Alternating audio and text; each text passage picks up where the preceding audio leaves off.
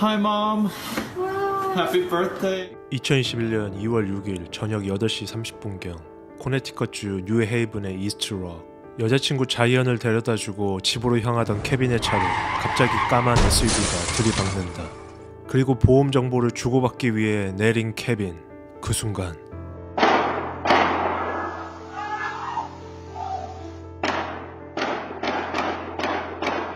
올해 26, 미국 명문 예일 대학을 다니고 있던 케빈 장을 총 8발의 총을 발사해 살해한 범인은 과연 누구인가?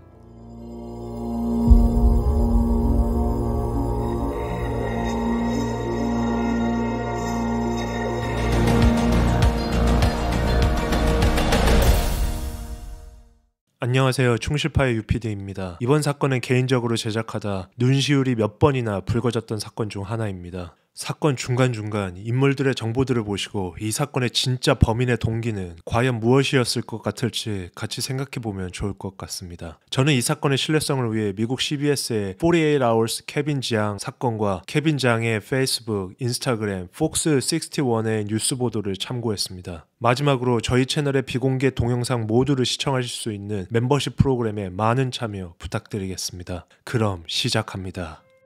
엄친아 케빈 장. What's up, everyone? Welcome to another episode of Fitness with Kevin. I'm Kevin. 케빈 장은 시카고에서 태어나 자랐고 워싱턴주의 워싱턴 대학교에서 생물학을 공부, 석사학위를 위해 예일 대학에 입학합니다. 그는 동네에서 몇 안 되는 아시아인이라 어린 시절 따돌림을 당한 적도 있지만 어머니의 헌신적인 사랑으로 모두 극복합니다. 참고로 케빈 장의 어머니 린다는 케빈이 어릴 적 그의 아버지와 이혼하고 홀로 케빈을 키워냅니다. 케빈이 어릴 적부터 엄마 린다는 미국에서 안 해본 일 없이 여러 굳은 일을 마다 않고 케빈의 뒷바라지를 했으며 유일한 자식인 케빈을 위해 모든 것을 헌신하고 아들만을 바라보며 살아옵니다. 그리고 케빈은 주 방위군 소속 군인이기도 했고 부동산 에이전트를 부업으로 돈을 버는 능력이 좋은 사람이기도 했죠. 그렇게 2019년까지 그의 힘으로 돈을 모아 어머니를 위해 예일 대학 근처인 코네티컷 뉴헤이븐에 집을 구입하기도 합니다. 어릴 때부터 자신을 힘들게 키워왔던 어머니를 위해 자신의 힘으로 번 돈으로 집을 선물해 같이 모시고 살았던 것이었죠. 그리고 그의 SNS에는 항상 밝은 미소가 가득했습니다. 친구들은 그를 이렇게 기억합니다. 케빈은 정말 순수하고 행복한 영혼이었어요. 늘 긍정적이고 다른 사람을 돕는 걸 좋아했죠. 의문의 총격 사건들. 2020년 12월부터 뉴헤이븐 지역에서는 이상한 총격 사건들이 발생하기 시작합니다. 2020년 12월 11일에는 헌팅턴 스트리트 주택 총격 사건, 2021년 1월 15일에 두 번째, 2월 5일에 세 번째, 무차별적인 주택가를 향해 누군가가 권총을 쏘고 다녔던 것이었죠. 그리고 이 모든 사건에서는 45구경 탄피가 발견되었고 검은색 SUV가 목격됩니다. 다행히 인명피해는 없었지만 경찰은 어떤 강력사건이 발생할까 조마조마하기 시작합니다. 운명의 여인 자이언 페리. 2020년 1월 케빈의 인생은 큰 전환점을 맞이합니다. 자신이 다니던 교회 기독교 수련회에서 자이언 페리라는 여성을 만난 것이죠. MIT 출신의 그녀는 당시 예일대 분자생물 물리학 석사과정에 있었습니다. 약간은 너디하지만 순수한 영혼의 두 사람은 금방 서로의 매력에 빠졌고 1년 후인 2021년 1월 말 케빈은 자이언에게 프로포즈를 합니다. 하얀 눈이 덮인 빙판에서 무릎을 꿇고 반지를 내밀며 고백을 한 것이었죠. 자이언 역시 케빈의 진심을 보고 바로 승낙하죠. 그 순간은 그 둘의 인생의 최고의 순간이었습니다. Jiang's fiance says that she and the Yale grad student met at a church retreat. Jiang posting the moment he proposed on Facebook. Oh, Kevin! Yes, yes. The couple had been engaged just 1 week. 하지만 이 행복이 채 가시지 않았던 불과 일주일 후 운명의 밤. 2021년 2월 6일 그날은 정말 평범한 토요일이었습니다. 케빈은 약혼녀 자이언과 함께 아이스피싱을 다녀왔고 저녁 식사도 같이 했죠. 그리고 자이언을 뉴헤이븐에 있는 그녀의 집까지 데려다 줍니다. 저녁 8시 30분 케빈은 자신의 프리우스 차를 끌고 자이언의 집을 나섭니다. 그리고 작은 도로를 운전하고 약 3분 후 어떤 검은색 SUV가 갑자기 케빈의 차량을 뒤에서 들이받습니다. 경미한 충격만 입은 케빈은 보험 처리를 하기 위해 차에서 내립니다. 그리고 그 검은 SUV로 다가가 운전자와 서로의 정보를 교환하죠. 그리고 다시 자신의 차로 돌아가려는 순간 검은 SUV의 주인이 자신의 조수석에서 뭔가를 꺼내더니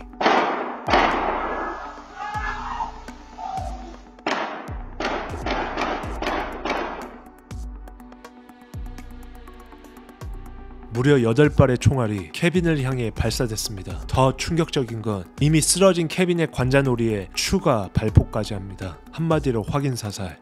그리고 그 범인은 유유하게 자신의 차를 끌고 사라집니다. 이 모든 장면들은 추후 이 로렌스 스트리트 주변에서 살고 있던 이웃들의 증언에서 나온 목격담입니다. 수사의 실마리.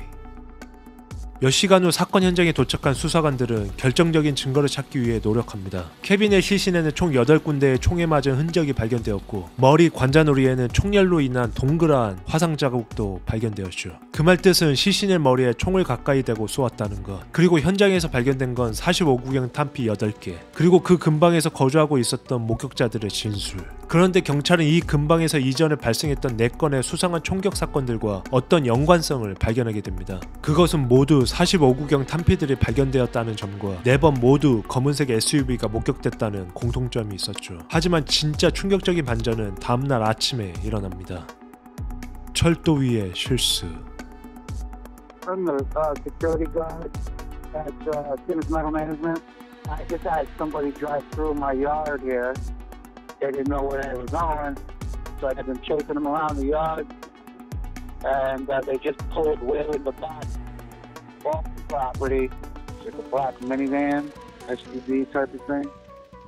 이 살인사건이 발생하고 약 30분 후 정말 믿기 힘든 일이 벌어집니다. 한 아시안계 남자가 근처 공사 현장 철도 위에 자신의 차를 빠뜨린 것이었습니다.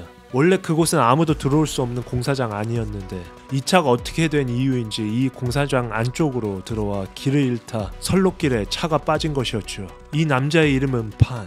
29살의 MIT를 다니고 있던 대학원생이었습니다. You pay for a credit card and you can arrange to pick it up the car in the morning. Okay, let's get the hotel then. Yeah. 침착하게 자신의 상황을 설명한 판을 보고 경찰은 그를 그냥 길 잃은 학생이라고만 생각했죠. 그리고 그의 차를 견인하는 데 도와주고 그가 하룻밤을 묵을 수 있게 근처 베스트 웨스턴 호텔까지 안내해줍니다. 그런데 다음날 아침 Hello, I work at Arby's here in North Haven. We found a gun and probably like 10 boxes of bullets. 그가 묵었던 호텔 바로 옆에 위치해 있던 아비스 햄버거 가게의 한 점원이 쓰레기를 버리러 나왔다가 평소에는 볼 수 없는 다른 주의 로고가 쓰여있는 쓰레기 봉투를 발견했고 그 봉투 안을 열어보았더니 여러가지 물건들이 나오게 됩니다. 45구경 권총 하나, 실탄이 들어가 있던 권총 박스, 그리고 노란 자켓. 이 물건들은 어젯밤에 선로에 빠져 도움을 요청한 판의 차 안에 있었던 것들이라는 것을 알아차리게 된 경찰은 판이 타고 다녔던 SUV 색깔과 종류가 전날 밤 케빈의 살해 현장에서 목격자들이 말한 차종과 비슷하다는 것을 알게 됩니다. 무엇보다 이 45구경 권총의 총알들이 그 살인 현장에 떨어져 있는 것들과 동일하다는 것이 밝혀지죠. 경찰은 이 모든 것들을 판단해 그가 이 사건의 용의자일 수 있다 결론 내리고 그를 추적합니다. 하지만 이미 그는 호텔을 몰래 나가 돌아오지 않았다는 것을 확인합니다. 한마디로 도주한 것이었죠. 이제 그에 대해 알아볼 시간이네요. 연결고리. 킨슈안 일명 판은 사건 당시 29세였고 그는 중국 상해 출신의 금수저집 아들로 태어납니다. 그는 어릴 적부터 이공계 계열에서 천재 소리를 들었던 영재였고 상해 대학을 나와 미국 매사추세츠의 MIT 공대로 컴퓨터 과학 전공 박사학위를 따러 유학을 온 것이었죠. 그리고 1년 있다 그의 부모들도 미국으로 같이 이주해 옵니다. 경찰은 판에 대해 조사하던 중 매우 뜻깊은 정보 하나를 알아내는데 그것은 예상치 못하게 그의 페이스북 페이지에서 발견됩니다. 그가 케빈의 약혼녀였던 자이언과 MIT 동문이었고 그녀와 2019년 사건이 일어나기 약 2년 전에 한 세미나에서 몇 번 보았던 것이었죠. 혹시 자이언과 교제를 한 전 남친은 아니었는지 경찰은 케빈의 약혼녀 자이언에게 물었고 그녀는 답합니다. 아니요, 전혀요. 학교 선후배 사이였을 뿐이었고 서로 세미나에서 몇 번 본 것이 다였어요. 로맨틱한 관계와는 거리가 멀어요. 2020년 5월 연락도 한 번도 하지 않았던 판이 갑자기 자이언의 졸업을 축하한다며 마지막으로 연락을 해왔고 페이스북 화상통화를 요청했지만 자이언은 정중하게 사양합니다. 그 후 판으로부터 연락은 없었다 했고 그리고 8개월 후 자이언은 케빈과 약혼을 하게 됩니다. 그리고 일주일 후에 케빈은 살해당했던 것이었죠. 치밀한 범행 계획.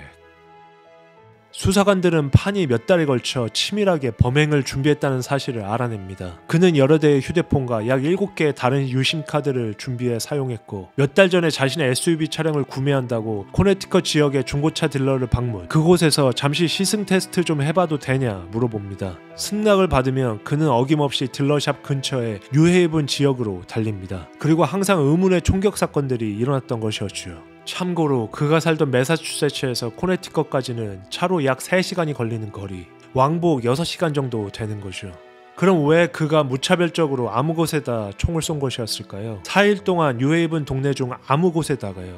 이 무차별 총격 역시 그가 치밀하게 계획한 것으로 밝혀집니다. 그는 마치 정신이 나간 범인이 예전부터 총으로 이곳저곳 발사하다 우연치 않게 그 거리를 지나가던 케빈이 맞고 사망한 것처럼 꾸미려고 했던 것이었죠. 이전의 무차별 총격들 모두 케빈 살인을 위한 위장이었던 것이었습니다. 도주와 체포.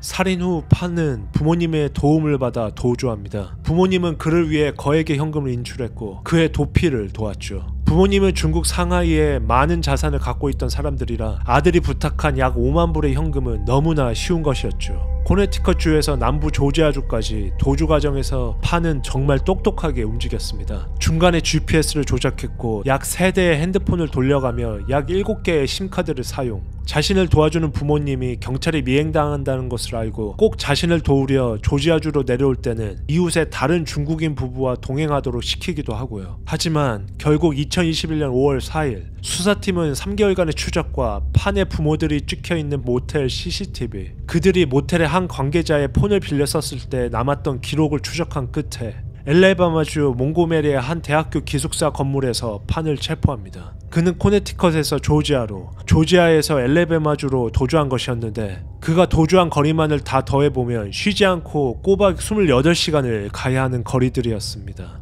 그리고 체포 당시 소지품이 정말 충격적이었는데요. 그의 방 안에는 현금 약 2만 달러, 중국으로 도피할 수 있게 아버지 여권과 자신의 여권, 전화기 3대, 신카드 7개, 다수의 노트북이 발견됩니다. 그는 컴퓨터 공학 박사 전공답게 줄곧 여러 대의 전자기기를 사용해 경찰들을 따돌릴 방법들을 생각해왔던 것이었죠. 재판과 선고. 2021년에 일어났던 살인사건은 중간에 코비드 시국을 맞이하고 나서 무기한 연기가 됩니다. 그리고 2023년에 재판이 재개가 되었고 2024년 2월 29일 마침내 범인 판에 대한 최종 선고가 내려졌죠. 그에 대한 최종 선고는 유죄, 그리고 무기징역이 아닌 고작 35년형. Come to New Haven and you commit a crime such as this, we will work diligently to identify you and apprehend you, so hopefully you be prosecuted to the fullest justice of the law. Pan accepted his penalties in court before the sentence came down, expressing remorse. I feel sorry for what my actions caused and for everyone affected and for all these communities impacted.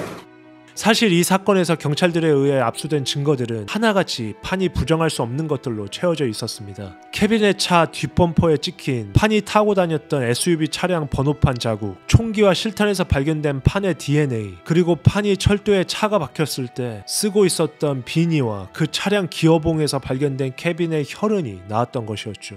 판은 이 모든 증거들로 압박한 검사들과 유죄 협상에 들어갔고 모두 인정할 테니 무기징역만은 피해달라 딜을 했던 것이었죠. 따라서 그는 무기징역이나 사형이 아닌 35년형만을 받게 된 것이었습니다. 참 우습게도 재판장 내내 고개를 숙이고 있었던 판은 딱 한 번 고개를 들어 누군가 쳐다본 적이 있습니다. 그것은 케빈의 약혼녀 자이언 페리의 재판의 마지막 진술을 한 순간.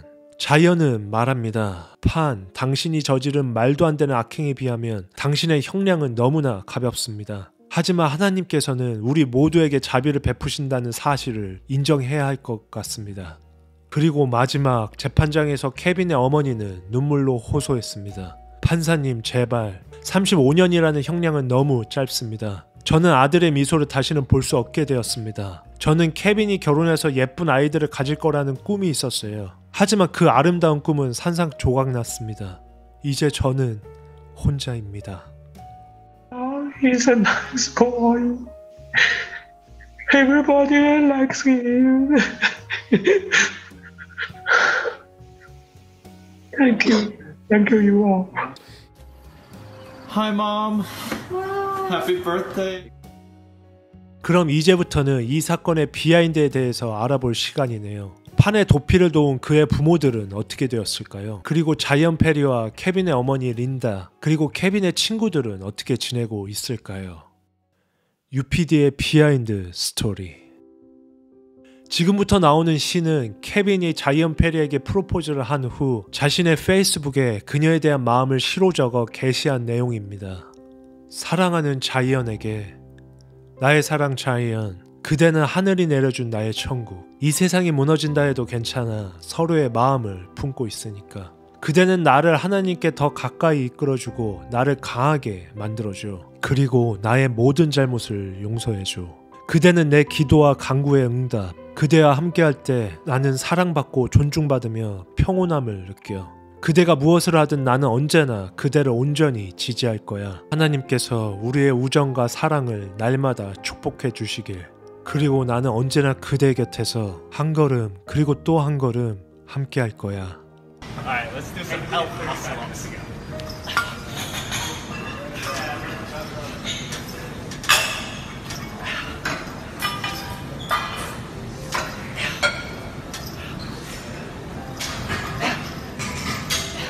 One more.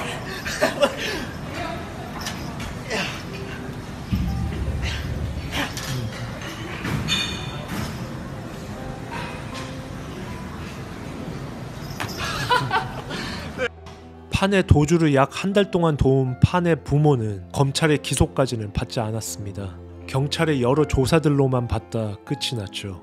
실제 그들이 아들을 도울 때 실제적으로 아들이 살인을 저질렀다는 사실을 인지하였는지 못하였는지에 대해 모호하기도 하고, 경찰들이 그에 따른 확실한 증거도 발견하지 못하였기 때문이었죠. 현재 그들은 자신들이 살았던 동네를 떠나 아들이 지내고 있는 코네티컷 교도소 근처로 이사갔다 하며 중국과 미국을 오고 가며 지내고 있다 합니다. 케빈이 살해당하기 약 일주일 전에 프로포즈를 받았던 약혼자 자이언 페리는 2024년 초까지 모든 사회 연락망을 비공개하고 연락을 끊으며 살아왔습니다. 그녀는 MIT에서 환경공학 박사학위 마지막 년도 연구원으로 지낸다 하며 현재는 조금씩 세상과의 소통을 하려 노력하고 있습니다. 그리고 케빈의 어머니 린다는 아직도 케빈이 선물해준 코네티컷 UA분의 집에 홀로 거주하고 있으며 교회 친구들과 함께 잘 지내고 있다 합니다. 마지막으로 케빈의 군대 동기 친구들은 이렇게 말합니다. 케빈이었다면 아마도 판을 용서했을 거예요. 그는 그냥 그런 사람이었으니까요. Do you think Kevin would have forgiven Pan? Yes, I do. Without a doubt. Yeah. The officers visited Kevin's grave after they spoke to 48 Hours. Lieutenant Hubbard recalled her first time there, when she says she felt Kevin's presence. And did something happen? It's just like wind blew, you know? And did you feel like it was him? I felt like it was definitely different, as it's like a peace, kind of like, I want you to carry on, don't be sad that I'm gone. 다음 사건 파일이 궁금하시다면 구독, 좋아요, 알림 설정 부탁드리겠습니다.